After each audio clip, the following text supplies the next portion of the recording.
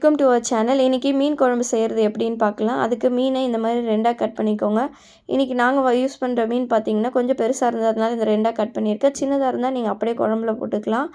இப்போது ஒரு சைடு அதில் மஞ்சள் உப்பு போட்டு நல்லா வாஷ் பண்ணி ஒரு சைடு வச்சுட்டேன். இன்னொரு சைடு வெங்காயம், தக்காளி, பூண்டு இதெல்லாம் வதக்கி அரைச்சி குழம்புல சேர்க்க போகிறேன். அதுக்கு ஒரு மீடியம் சைஸ் வெங்காயம், 2 பெரிய தக்காளி, ஒரு 5-6 பெரிய பல் பூண்டு இதெல்லாம் நல்லா நல்லெண்ணெய் ஊற்றி ஒரு கடாயில் வதக்கி எடுத்துக்கோங்க. அது கூடவே கொஞ்சம் கொத்தமல்லி, 1 டீஸ்பூன் மிளகு எதுக்கு சேர்க்குறேன்னு பார்த்தீங்கன்னா குழம்பு டேஸ்ட்டும் நல்லாயிருக்கும். அதே மாதிரி மிளகு ரொம்ப நல்லது உடம்புக்கு, கோல்டுக்கும் ரொம்ப நல்லது. அதனால தான் நான் சேர்த்துக்கிறேன். அவ்வளோதான். இது வதக்கி ஆற வச்சு ஒரு மிக்ஸி ஜாரில் போட்டு அரைச்சி வச்சுக்கலாம் ஒரு சைடு. இன்னொரு சைடு ஒரு நெல்லிக்காய் சைஸ் அளவுக்கு புளி ஊற வச்சுருந்தா அதை நல்லா கரைச்சி எடுத்துக்கோங்க. அது கரைச்சி இப்போ எந்த தண்ணியில் மிக்ஸ் பண்ணிகிட்ருக்கேன்னு பார்த்தீங்கன்னா அரிசி கழுவின தண்ணியில் தான். இந்த அரிசி கழுவின தண்ணியில் மீன் குழம்பு செஞ்சால் அவ்வளோ டேஸ்ட்டாக இருக்கும். ட்ரை பண்ணி பாருங்கள் நீங்களும்.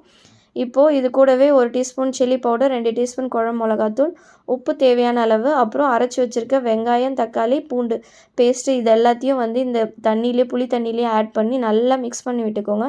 நல்லா அந்த மசாலா மிளகாத்தூள்லாம் நல்லா கலந்து விட்டுக்கோங்க. கலந்ததும் ஒரு கடாயில் எண்ணெய் ஊற்றி கொஞ்சம் 1/4 டீஸ்பூன் அளவு வெந்தயம் போட்டு அது தாளித்ததும் கட் பண்ணி வச்சுருக்க சின்ன வெங்காயம், 5-6 பச்சை மிளகா, கருவேப்பிலை இதெல்லாம் போட்டு நல்லா வதக்கிக்கோங்க. லைட் ப்ரௌன் ஆகிற அளவுக்கு நல்லா வெங்காயம் வதங்கினதும் இப்போது கரைச்சி வச்சுருக்க புளி தண்ணியை இதில் சேர்த்துக்கோங்க. இது சேர்த்து ஒரு 5 நிமிஷம் மூடி வச்சிங்கன்னா இப்போ குழம்பு நல்லா கொதிக்க ஆரம்பிச்சிடும்.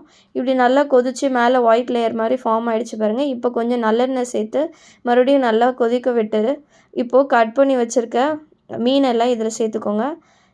மீனெல்லாம் இதில் போட்டதும் ஒரு 5 நிமிஷம் கொதிக்கட்டும். கொதித்ததும் மறுபடியும் லைட்டாக மிக்ஸ் பண்ணி விட்டுக்கோங்க. ரொம்ப மிக்ஸ் பண்ணாதீங்க. ரொம்ப மிக்ஸ் பண்ணிங்கன்னா மீன் புண்டுக்கும். லைட்டாக மிக்ஸ் பண்ணி விட்டுட்டு மறுபடியும் ஒரு 10 நிமிஷம் கொதிக்க விட்டிங்கன்னா சூப்பரான மீன் குழம்பு ரெடி ஆகிடுச்சு. நீங்களும் இந்த மீன் குழம்பு செஞ்சு பார்த்துட்டு எப்படி இருக்குன்ட்டு மறக்காமல் கமெண்ட்ஸில் சொல்லுங்கள். அடுத்த வீடியோவில் பார்ப்போம். பாய்.